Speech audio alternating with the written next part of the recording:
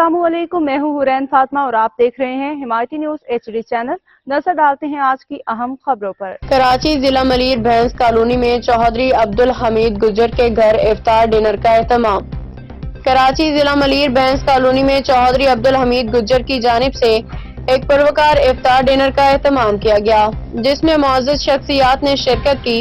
इस मौका पे खरल बिरादरी और राजपूत बोरी बिरादरी के दरमियान हालिया तनाज़ा के हल में चौधरी अब्दुल हमीद गुज्जर के मसालिहाना किरदार को सराहा गया। इफ्तार डिनर के मेहमान खसूसी अब्दुल सत्तार हिमायती, अख्तर गुज्जर, नजर कमाल हुसैन, आसिफ तनोली, काशिफ भट्ट, डॉक्टर अब्दुल वहीद सारियो, सफदर आवान, शाहिद अनवर और जान अहमद जई थे, जिन्होंने इस सुलह में कलीदी किरदार अदा किया।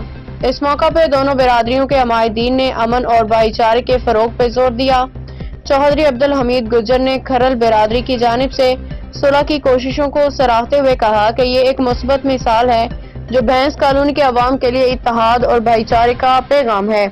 दूसरी जानिब बोरी बिरादरी ने भी अपनी गलती को तस्लीम करते हुए बड़ेपन का मुजाहरा किया और बुजुर्ग शख्सियत चाचा सनाउल्लाह ने सुलह के अमल को आगे बढ़ाने में अहम किरदार अदा किया।